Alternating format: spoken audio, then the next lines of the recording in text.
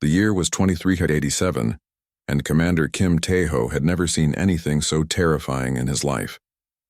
He stood on the bridge of the New Seoul, humanity's first diplomatic vessel capable of traveling between stars. The ship was humanity's pride and joy, built over 15 years with their most advanced technology. It could travel faster than light, carried weapons that could destroy asteroids, and housed 200 of Earth's finest diplomats and soldiers. None of that mattered now. Through the massive viewing window, space itself seemed to tear open. Reality twisted and bent as something enormous pushed through from hyperspace. First came one ship, then another, then dozens more until the darkness of space was filled with metal giants that defied comprehension. "Sir, I'm reading over 300 vessels," reported Lieutenant Park Sun-ho, his voice barely steady. "The smallest one is 12 kilometers long." Tae-ho watched in silence as the alien fleet took formation. Each ship was a masterpiece of engineering that made human technology look like stone tools. Their hulls gleamed with unknown metals that seemed to bend light around them. Weapon ports bigger than city blocks lined their sides. Energy readings from their engines showed power outputs that could fuel entire solar systems. "Commander," called Ambassador Park Min-ji from behind him. She walked toward the viewing window with calm steps, but Tae-ho could see the tension in her shoulders. "Are those the ships from the Galactic Empire?" "Yes, Ambassador. 57 confirmed battleships, 143 cruisers, and over 200 support vessels." Tae-ho turned to face her.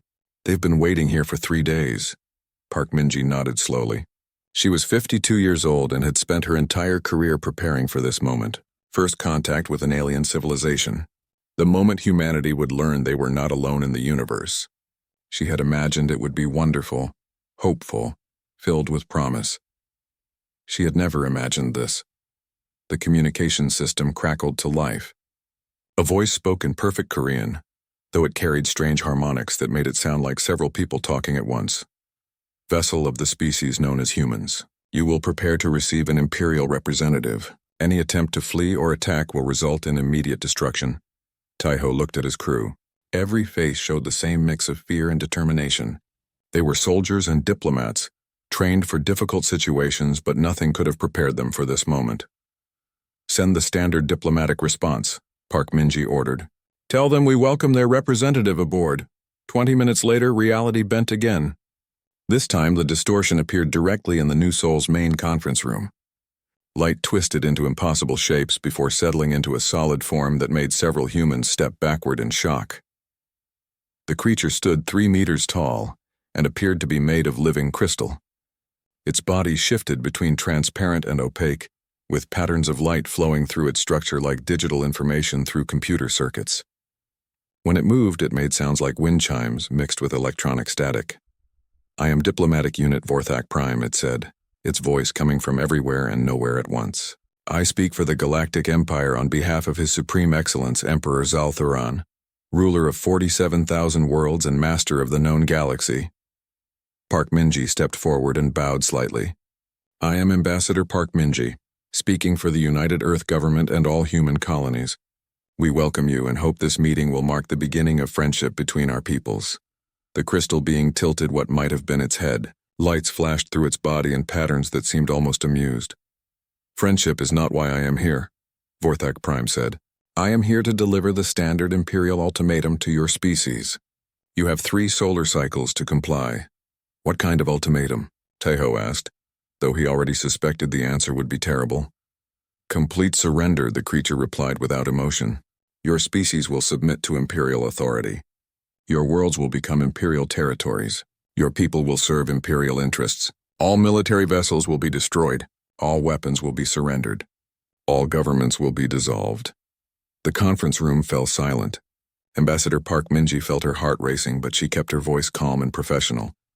"And if we refuse this ultimatum, then your species will be eliminated. This is standard procedure. In the current expansion cycle, 47 species have received this ultimatum. 47 species have chosen to surrender. 0 species have chosen elimination." Commander Tae-ho stepped closer to the ambassador. "What does that mean exactly?" "Elimination?" Vorthak Prime's body shifted colors, becoming darker. "Every world inhabited by humans will be sterilized. Every ship will be destroyed. Every artificial structure will be reduced to atoms. Your species will cease to exist.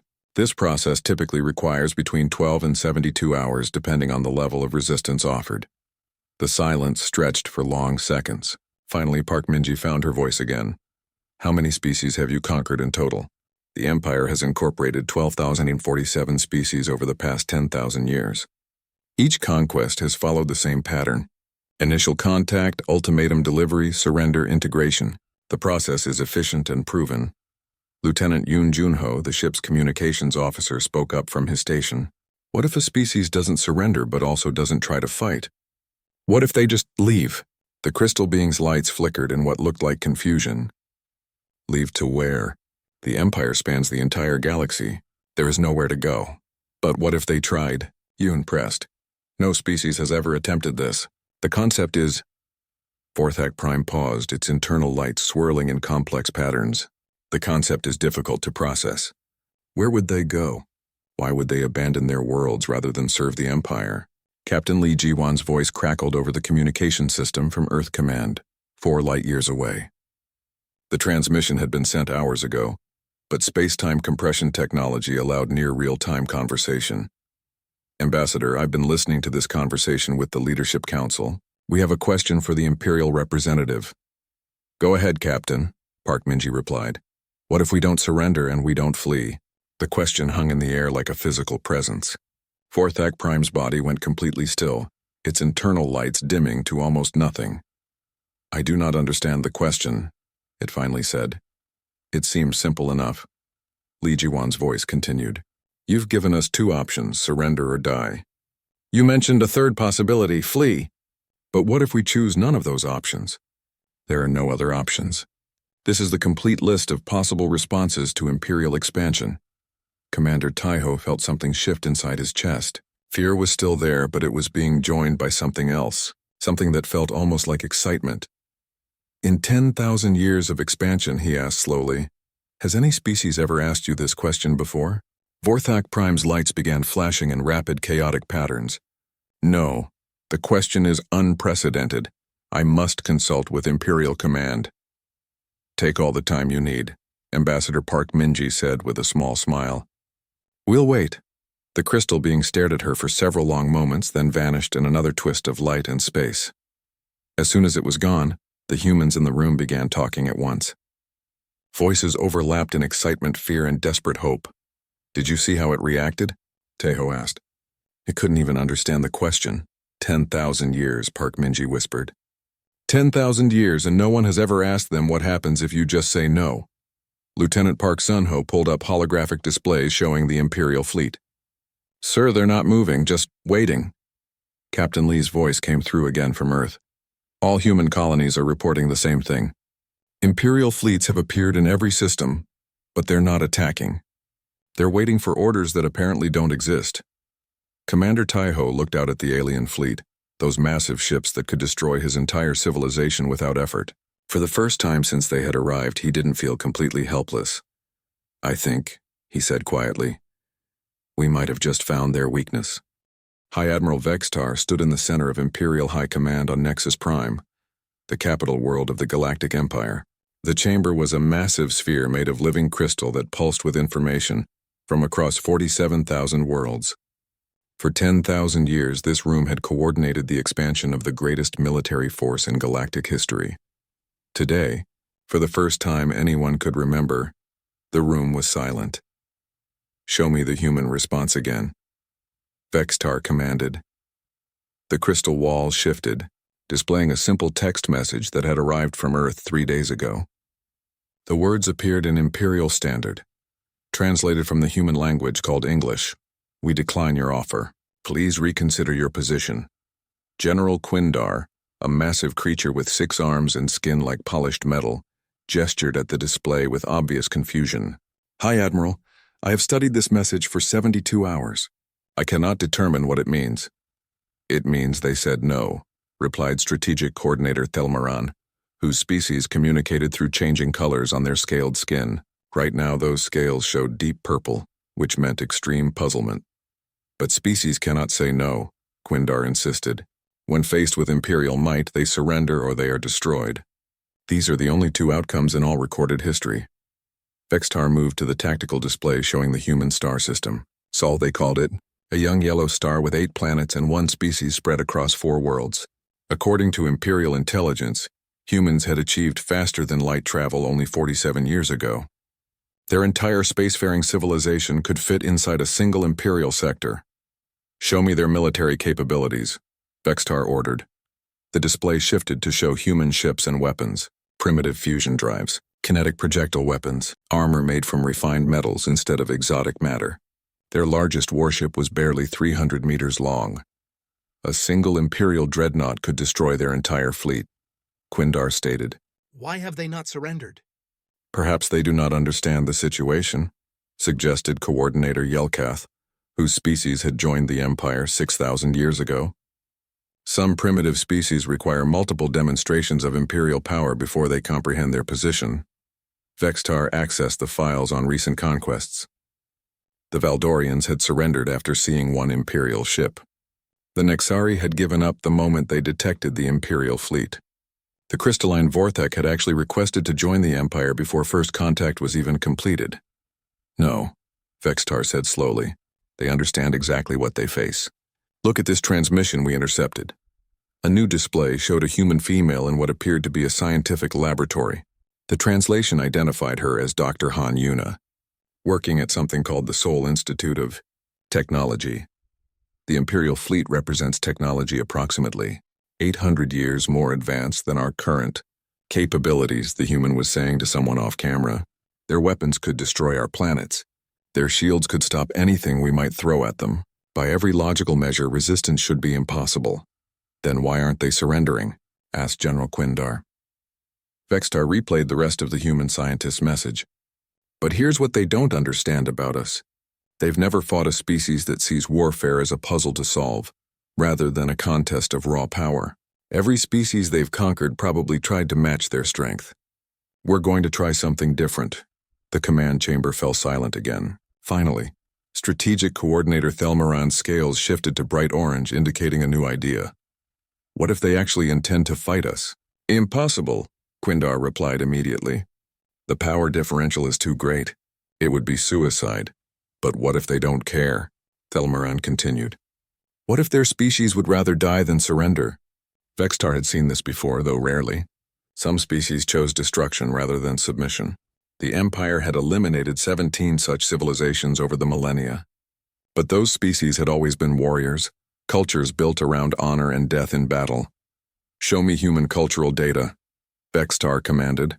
The displays filled with information about human society. They were traders, explorers, scientists.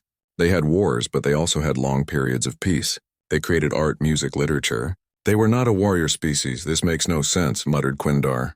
"They are not warriors, yet they refuse to surrender. They are not fools, yet they reject the obvious choice. What kind of species are these humans?" Before anyone could answer, an alert tone filled the chamber. New information was arriving from the Sol system. "Report," Vextar ordered. "High Admiral, we are receiving strange signals from multiple human worlds. They appear to be building something." The tactical display zoomed in on human industrial sites. Factories that had been producing civilian goods were now working around the clock on unknown projects.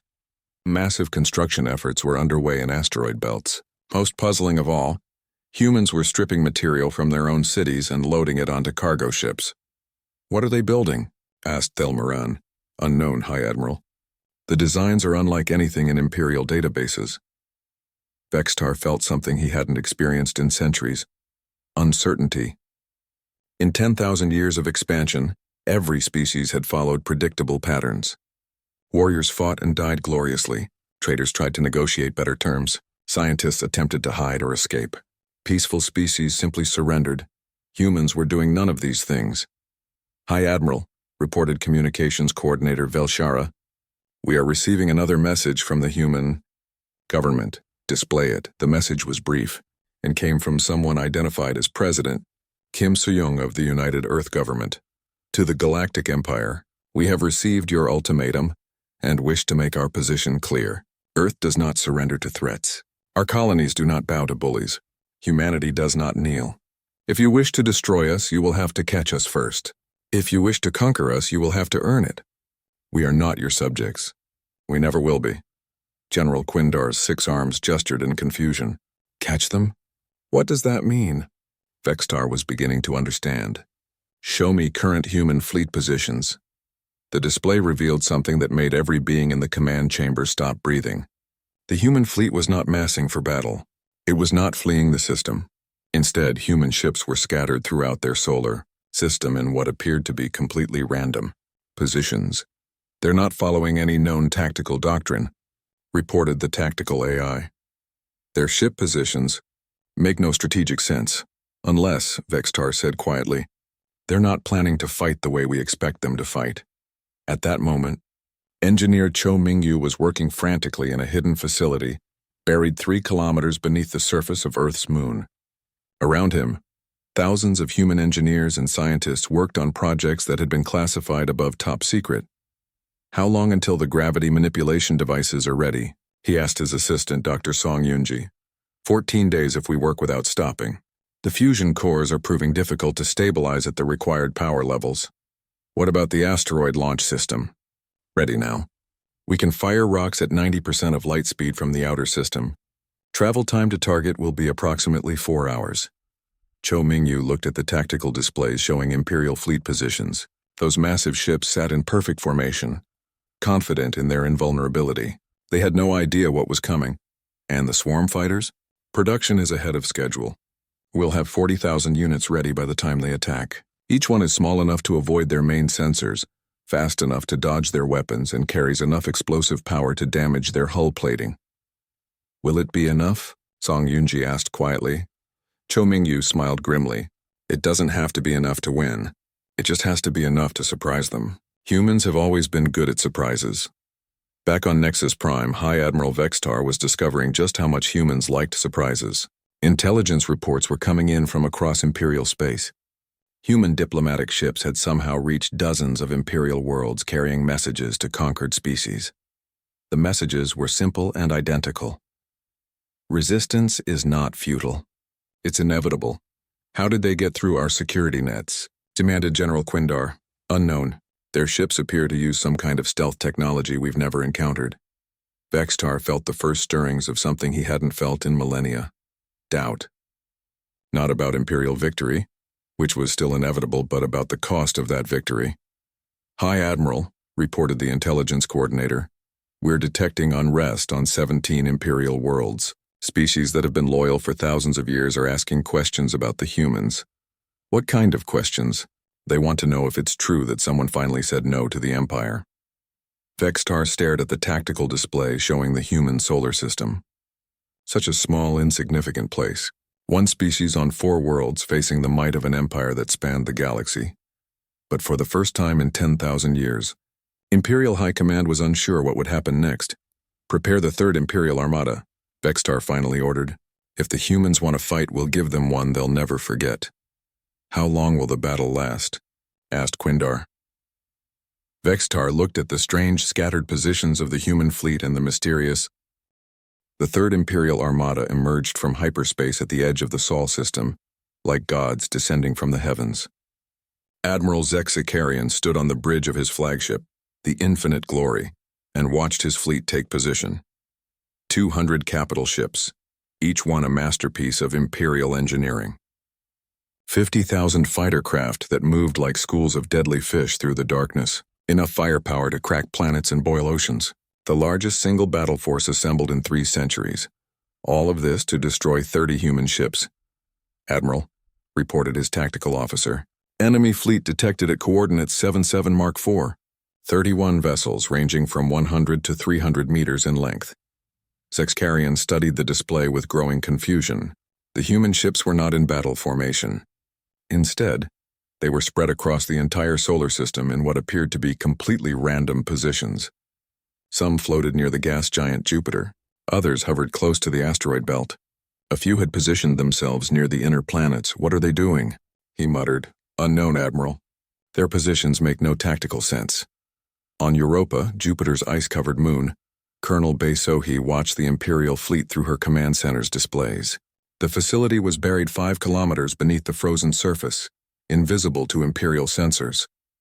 Around her, 300 of humanity's best military minds tracked every movement of the enemy fleet.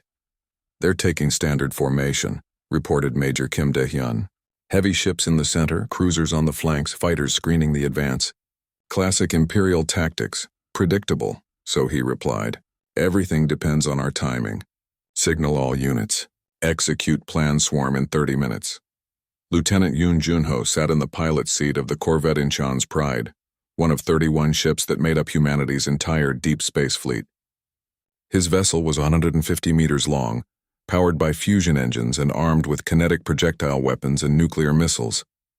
Compared to the Imperial dreadnought approaching his position, it was like a mouse facing an elephant. "All ships, this is Admiral Park Dae-ho aboard the Dokdo," came the voice over the communication system. "Today we make history. Not because we're strong enough to win, but because we're smart enough to try. Remember, we're not trying to destroy them. We're trying to teach them something they've forgotten." "What's that, Admiral?" asked someone over the channel. "That there's always another way to fight."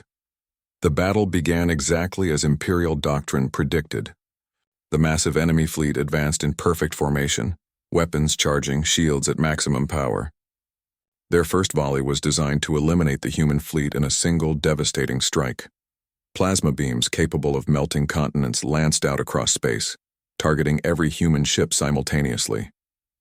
It was a display of coordinated firepower that had ended thousands of battles before they truly began. Every shot missed. The human ships had vanished from their positions a split second before the Imperial weapons fired. They reappeared scattered across the solar system, moving in patterns that defied every prediction algorithm in the Imperial fleet. "How did they do that?" demanded Admiral Zexkarian. "Unknown, sir. Their engines appear to be producing impossible acceleration profiles." Captain Nam Hyun-woo, commanding the destroyer Seoul's Defender, grinned as his ship darted between two Imperial battlecruisers. His vessel was moving at accelerations that should have turned his crew into paste, but human engineers had solved that problem months ago. "Inertial dampening fields at maximum," he called to his crew. "Take us in close." The Seoul's Defender was not trying to match firepower with the Imperial giants. Instead, it moved like a wasp among elephants, darting in to sting sensor arrays and communication nodes with precise kinetic strikes before dancing away from return fire. Across the solar system, 31 human ships executed the same impossible maneuvers. They never tried to stand and fight. Instead, they struck like lightning, damaging critical systems before vanishing into the darkness between planets. "Admiral," reported the tactical officer on the Infinite Glory, "we're losing coordination. The humans are targeting our communication systems." Zexkarian watched his perfect formation begin to collapse as ships lost contact with each other. Imperial vessels designed to fight in coordinated groups found themselves isolated, unable to support each other effectively. "All ships, independent targeting," he ordered. "Destroy any human vessel you can catch."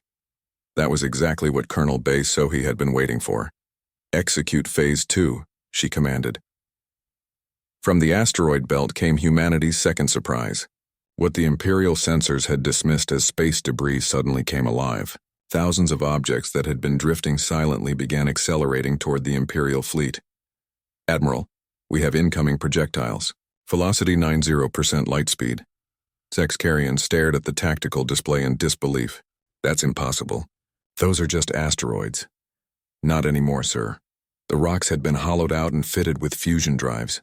Each one carried enough kinetic energy to damage even Imperial armor. More importantly, there were so many of them that the Imperial point defense systems couldn't stop them all."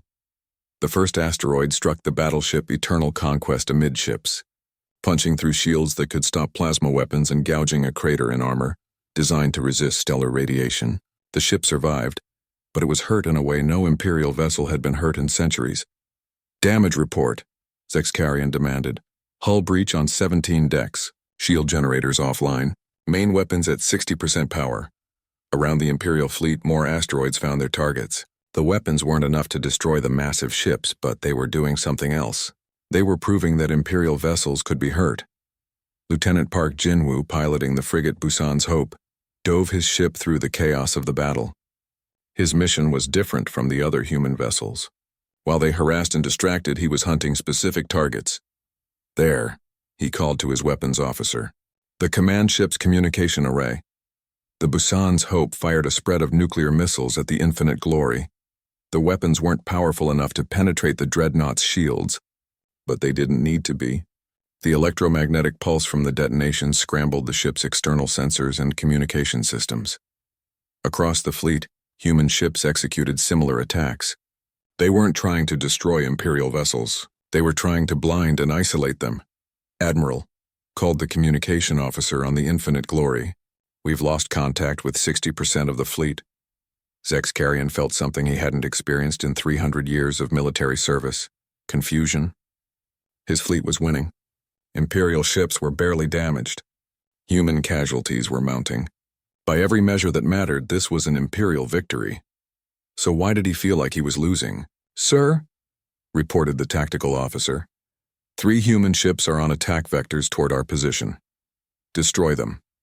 The Infinite Glory's main guns, weapons that could shatter moons, fired at the approaching human vessels. 2 of the ships vanished in balls of plasma. The third, a small courier vessel called Guangzhou's Pride, continued its approach. "It's not changing course," the tactical officer reported. "Collision in 30 seconds, impossible." No pilot would sacrifice themselves for such a small target. But Captain Lee Minho, commanding the Guangzhou's Pride, was doing exactly that. His ship, loaded with antimatter explosives, struck the Infinite Glory's forward shields at nearly the speed of light. The explosion was visible from Mars. When the light faded, the Infinite Glory was still there. But its forward shields were gone and its hull was scarred with damage that would take months to repair. More importantly, Admiral Zexkarian was beginning to understand what he was really fighting.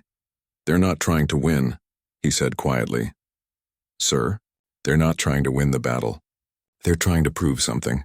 The battle raged for 6 more hours. When it finally ended, the Imperial Third Armada controlled the Sol system. 18 human ships had been destroyed.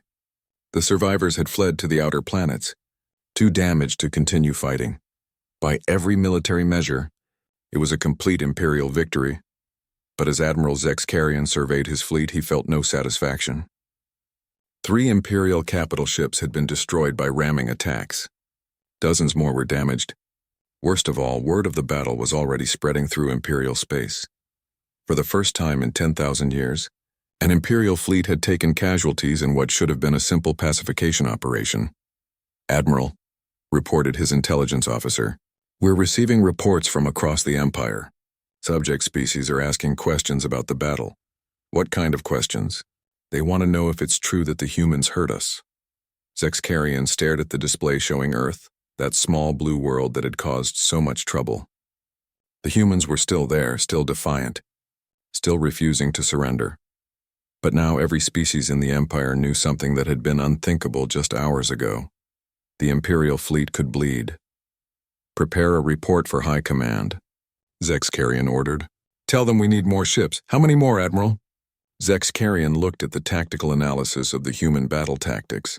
Swarm attacks, ramming runs, asymmetric warfare designed not to win battles but to prove points. "All of them," he said finally. "Send every ship we have." In the hidden command center on Europa, the news traveled faster than light across the Galactic Empire, carried by quantum communication networks that connected 47,000 worlds. On the mining planet of Kepler 442b, the Valdorian workers stopped their excavation machines and gathered around communication terminals to hear the impossible report. The Imperial Third Armada had fought humans and taken casualties. For the first time in 10,000 years, Imperial blood had been spilled by a species that refused to surrender. Thaingil, a Valdorian who had spent 40 years operating mining equipment for Imperial overlords, listened to the report with growing amazement. His species had surrendered to the Empire 6,000 years ago without firing a single shot. They had accepted that resistance was impossible, that Imperial power was absolute. Now these humans were proving otherwise. 3 Imperial capital ships destroyed, whispered his work partner, Kalevan. How is that possible? Thaingil was about to answer when his personal communication device chimed with an encrypted message. The sender was listed as Dr. Song Yunji, Earth Institute of Advanced Studies. The message was simple. Resistance is not futile. It's inevitable. Every chain can be broken. Every prison has a key. The humans are showing you the way. Thanagal stared at the message for long minutes. Then for the first time in 40 years he smiled. On Nexus Prime, Emperor Zaltharan himself strode into Imperial High Command. The chamber, which had been filled with confident chatter just days ago, fell silent as the ruler of the known galaxy took his place at the center of the crystal sphere. Zaltharan stood 4 meters tall, his body a fusion of organic and mechanical components that had been perfected over millennia of life extension technology. His presence radiated power that made even High Admiral Vexitar step backward respectfully. "Explain to me," the Emperor said in a voice that resonated through the crystal walls, "how a primitive species with 30 ships managed to damage the Third Imperial Armada." High Admiral Vexitar activated the tactical displays, showing the human battle formations from the engagement. "Your Excellence, they did not fight as we expected.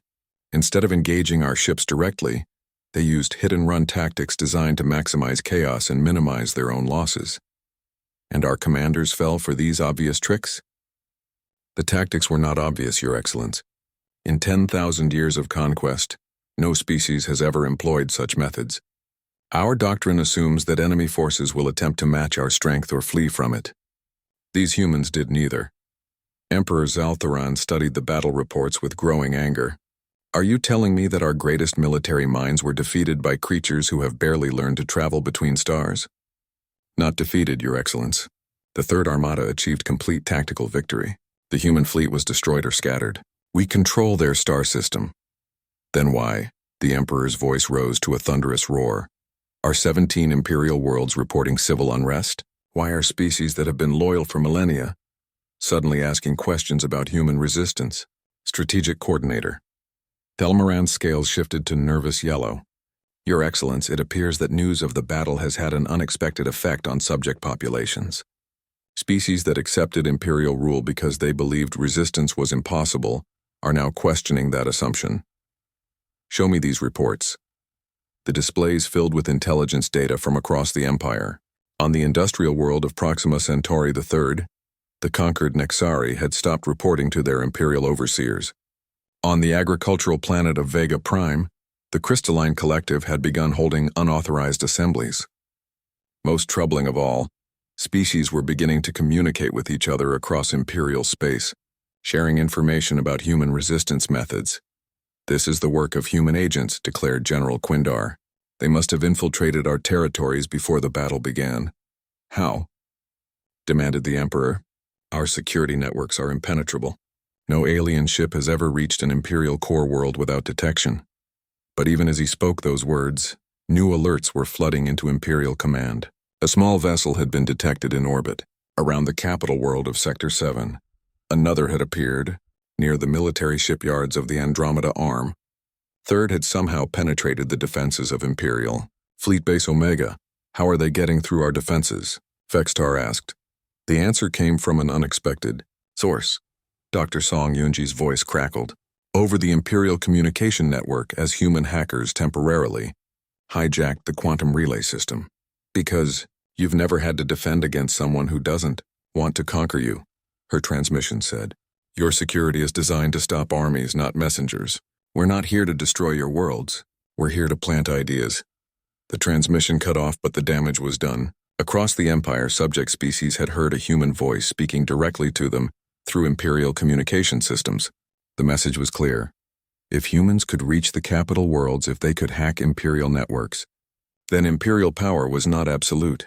Emperor Zaltharan's rage filled the command chamber like a physical force. "Bring me the core fleet, all of it. I will personally oversee the destruction of this human infestation." High Admiral Vexitar felt a chill that had nothing to do with temperature. The Imperial core fleet had not been deployed in over 1,000 years. It consisted of ships so powerful they were considered strategic weapons, vessels that could manipulate space-time itself. "Your Excellence, surely the humans are not worth such an extreme response." "This is not about the humans," Zaltharan replied coldly. "This is about the Empire. Every subject species is watching to see what happens to those who defy us. If we do not crush these humans completely, we will face rebellion on 10,000 worlds." On Earth, President Kim Soo-young stood before the emergency session of the United Earth Assembly. The chamber was located 5 kilometers beneath the surface of Seoul. protected by shields and armor that had been built in desperate haste over the past months. "The Imperial Core fleet has been detected entering hyperspace," she announced to the assembled representatives. "Intelligence estimates suggest they will arrive in our system within 72 hours. "How many ships?" asked Representative Chen Wei from the Mars colony. "Over 1,000 vessels of the line, including weapons we don't fully understand. Energy signatures suggest some of their ships are powered by controlled black holes." The chamber fell silent. Finally, Representative Sarah Kim from Luna Base asked the question everyone was thinking. "Can we win?" President Kim Soo-young looked around the room at the faces of humanity's elected leaders. These people represented 4 billion humans scattered across 4 worlds, facing an enemy with the power to destroy solar systems. "No," she said simply. "We cannot win a conventional battle against the Imperial Core fleet. They outgun us by factors we can't even calculate." "Then what do we do?" asked Representative Park Jae-hoon from Europa Station. "We do what we've always done," Kim Soo-young replied. "We find another way to fight." In the deep construction facilities hidden throughout the Sol system, Chief Engineer Lim Ji-yeon was putting the finishing touches on humanity's most desperate gambit. The gravitational manipulation devices had been installed in secret locations across Earth's crust, powered by fusion reactors that pushed the boundaries of human technology. "Final systems check complete," she reported to the project team. "We can generate localized gravity fluctuations of up to 300% normal strength. Will it work?" asked Dr. Cho Mingyu, exhaustion clear in his voice after months of constant work. "In theory, yes. We can turn Earth itself into a weapon, creating gravity waves that will disrupt any fleet in close orbit. And in practice?" Lim Ji-yeon hesitated. "In practice, we might tear our planet apart in the process." Captain Yang Dong-hyun, newly promoted to Admiral of the Human Defense Fleet, studied the tactical projections from his command ship, the reconstructed battleship Dokdo. His fleet now consisted of 17 ships, all that remained of humanity's space navy after the previous battle. But these were not the same ships that had faced the Third Armada. Human engineers had worked around the clock to incorporate technology salvaged from Imperial wrecks. Fusion reactors had been upgraded with exotic matter containment systems. Weapons now fired projectiles accelerated to 98% of light speed. Most importantly, each ship now carried something the Empire had never seen before. "Admiral," reported his tactical officer, "the new quantum torpedo systems are ready for deployment." Yang looked at the specifications for humanity's latest weapon. The torpedoes were small, barely larger than a human fist. But each one contained a microscopic amount of antimatter held in a quantum field that could pass through Imperial shields as if they didn't exist. "How many do we have?" 412, sir. "Each ship carries approximately 24 torpedoes. It wasn't much against 1,000 Imperial ships. But Yang Dong-hyun had learned something important from the previous battle. Sometimes the goal wasn't to win. Sometimes the goal was just to prove that the other side could lose. Squadron leader Oh Seung-min, piloting one of humanity's new quantum fighters, received his final briefing in the asteroid belt beyond Neptune. His squadron consisted of 47 pilots, volunteers all, flying ships that had been built from salvaged Imperial. The Imperial Core fleet emerged from hyperspace like a wall of metal and energy that blotted out the stars. Admiral Yang Dong-hyun watched from the bridge of the Dokdo as 1,000 ships took formation in Earth's outer system, their combined, mass-creating gravitational distortions visible on his sensors. "My God," whispered Lieutenant Commander Park So-young. "How do we fight that?" Yang studied the tactical display showing the approaching Imperial Armada. The smallest ship in their fleet was larger than his flagship. The largest, Emperor Zal-Thuran's dreadnought Eternal Dominion, was a mobile fortress 10 kilometers long with weapons that could crack continents. "We don't fight it," Yang replied quietly. "We teach it." On the Imperial flagship, Emperor Zal-Thuran stood surrounded by holographic displays showing the human solar system in perfect detail. His 1,000 ships moved in flawless coordination, advancing on Earth like the hand of an angry god. "Fleet Admiral Torvash," the Emperor commanded, "begin orbital bombardment of the third planet. I want their cities turned to glass." "Yes, Your Excellence. All ships, prepare primary weapons." But before the Imperial fleet could fire, something impossible happened. Every human ship in the solar system suddenly vanished from Imperial sensors. "Where did they go?" demanded the Emperor. "Unknown, Your Excellence. They were there one moment and gone the next. Find them."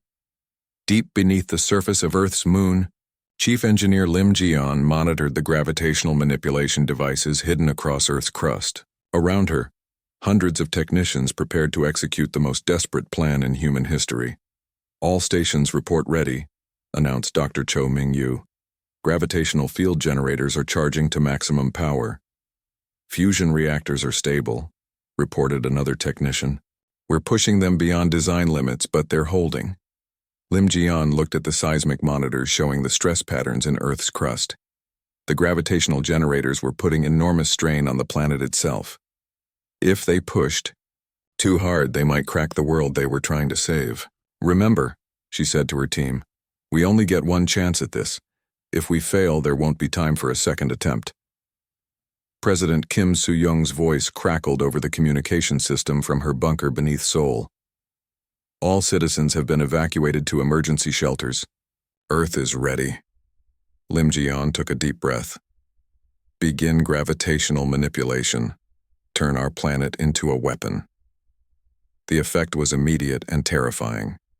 Earth's gravity field began to fluctuate wildly, creating waves of gravitational force that rippled outward into space.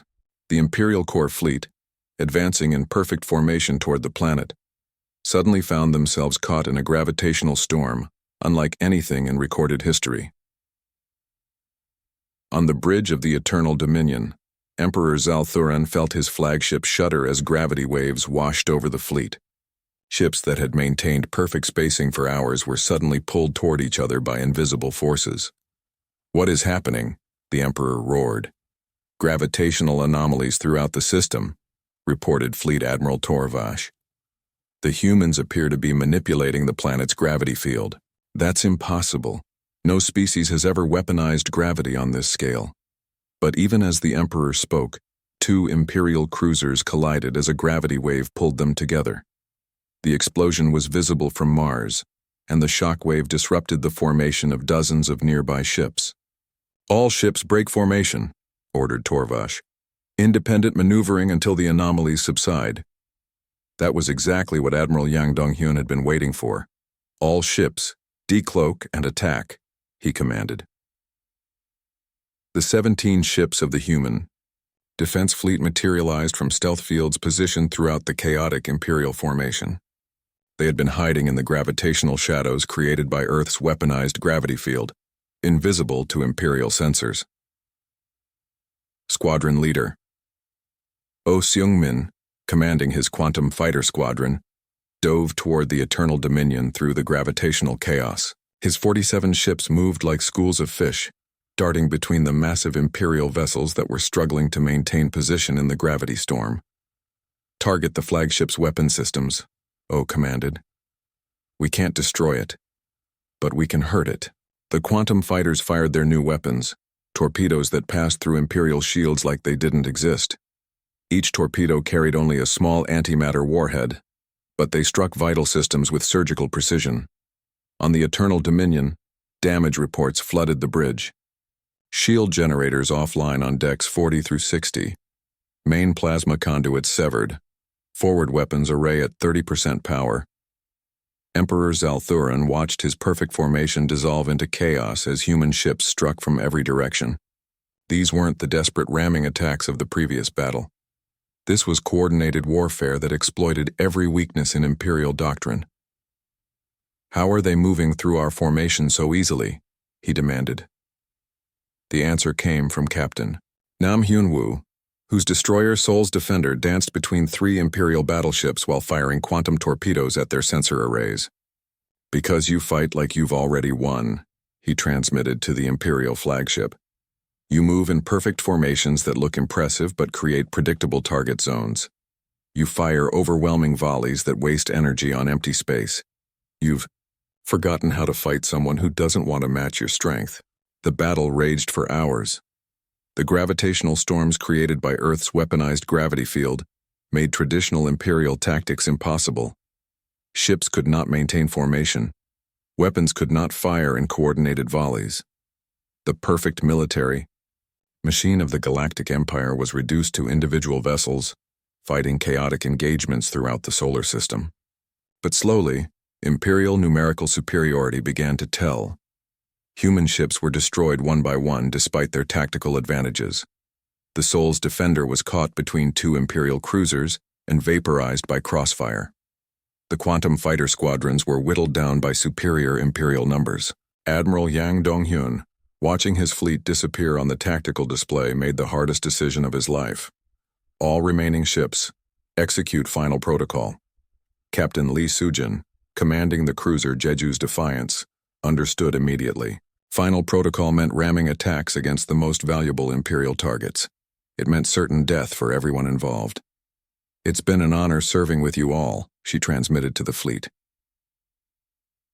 The Jeju's Defiance accelerated toward the Eternal. Dominion at maximum speed, its fusion reactor pushed beyond safe limits.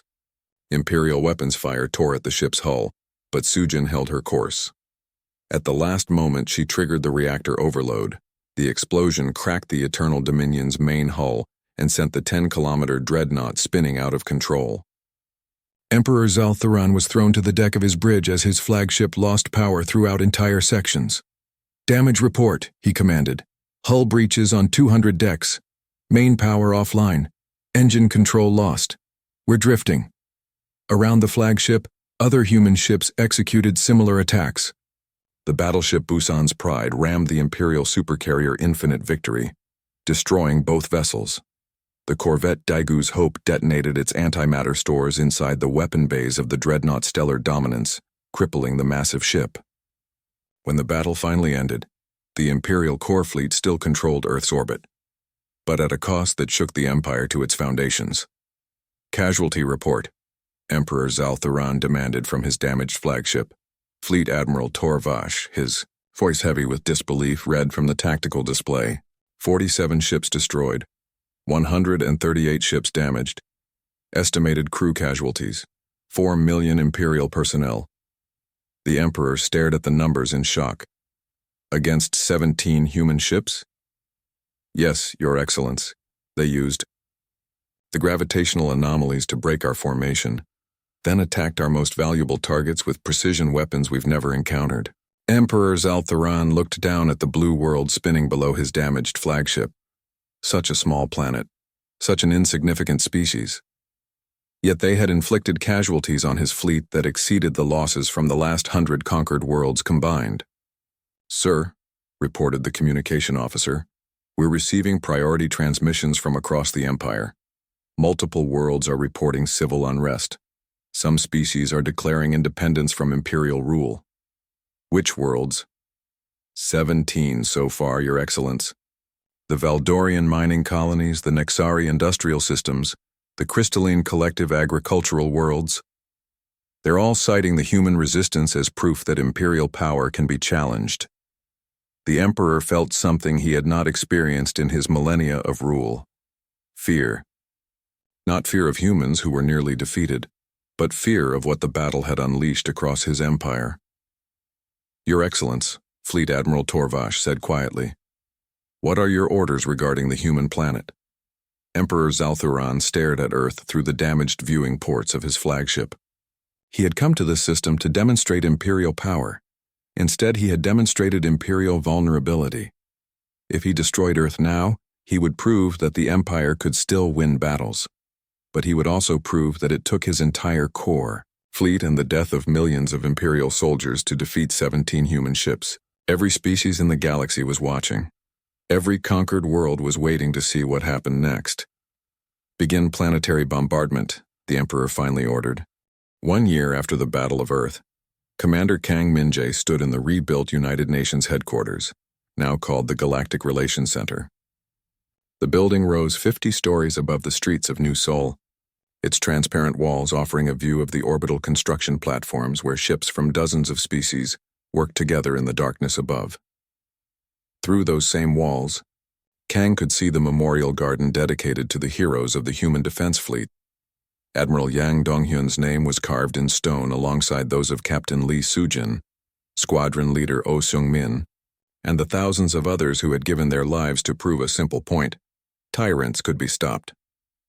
"Commander," called Ambassador Jeon Haeun from across the reception hall, "the Valdorian delegation has arrived." Kang turned to see a group of tall, blue-skinned beings entering through the main doors. At their head walked Thaingil, the former mining worker who had become the leader of the Valdorian independence movement. Behind him came representatives from the Nexari Republic, the Crystalline Collective, and dozens of other species that had thrown off imperial rule in the year since Earth's battle. "Welcome to Earth," Kang said, extending his hand in the human gesture of greeting that had become a symbol of friendship throughout the galaxy. "We're honored to host the first meeting of the Galactic Freedom Coalition." Thaingil clasped the offered hand with both of his larger ones. "The honor is ours, Commander. Without humanity's example, my people would still be slaves in imperial mining facilities." As the various delegations took their seats in the Great Assembly Hall, Kang marveled at how much had changed in just 12 months. The Galactic Empire still existed, but it was no longer the absolute power it had once been. Emperor Zal Thuran had made his choice on that terrible day above Earth, and that choice had changed everything. The memorial video began playing on the great screen, showing the moment that had decided the fate of the galaxy. Emperor Zal Thuran, standing on the bridge of his damaged flagship, listening to the voices of 47 species demanding that he spare the human homeworld. "I remember watching this broadcast," said Delegate Yelmaran, the Nexari representative. Her species communicated through color changes in their crystalline bodies, and right now she was glowing with the soft blue that meant deep respect. "The moment when your President Kim Soo-young spoke to our Emperor." The video showed President Kim emerging from her bunker as Imperial weapons charged in orbit above. Her words had been broadcast across the galaxy by underground resistance networks that humans had helped establish. Emperor Zal Thuran, the recording showed her saying, "You have a choice to make. You can destroy Earth and prove that the Empire still has the power to win through force alone. But if you do, you will also prove that it took your entire core fleet and millions of your soldiers to defeat one small world that refused to kneel." The Emperor's response had been broadcast too, his voice heavy with the weight of millennia. "What alternative do you propose, human?" "Coexistence," Kim had replied simply. "The galaxy is big enough for all of us. The Empire can remain the Empire, but it no longer needs to be the only power in the galaxy. Let those who wish to serve you continue to serve. Let those who wish to be free be free." Kang remembered the silence that had followed, stretching across space as an entire galaxy held its breath. Then Emperor Zal Thuran had given the order that changed history. "All ships, stand down. Begin withdrawal from the Sol system." Now, a year later, the aftermath of that decision was still being felt across the galaxy. The Galactic Empire had not collapsed overnight, but it had been forced to adapt to a new reality. Nearly 1,000 worlds had declared independence in the months following Earth's battle. Some had been allowed to leave peacefully. Others had fought brief wars for their freedom. But the most important change was philosophical. The Empire's subjects had learned that resistance was possible, and that knowledge could never be taken away. "The latest reports show continued progress," announced Dr. Choi Yonsu, now serving as Director of Galactic Intelligence. 43 more worlds have declared independence this month. The Imperial Senate is debating reforms that would grant greater autonomy to member species. Ambassador John raised an eyebrow. "Reforms? The empire that enslaved species for 10,000 years is talking about reforms? Fear is a powerful motivator," replied Dr. Song Yoonji, who had become humanity's leading expert on imperial psychology. "They've learned that ruling through terror alone is no longer sustainable. Some species will always choose death over slavery, and that choice inspires others to resist." Captain Yang Dong-hyun, now Admiral of the Coalition Defense Fleet, studied the tactical displays showing ship movements across the galaxy. His brother had died in the Battle of Earth, but Yang had survived to see the fruits of that sacrifice. "Imperial military doctrine is changing too," he reported. "They're abandoning the massive fleet formations that made them vulnerable to swarm tactics. Their new ships are smaller, faster, more flexible." "Good," said Thaingil. "They're learning to fight like defenders instead of conquerors.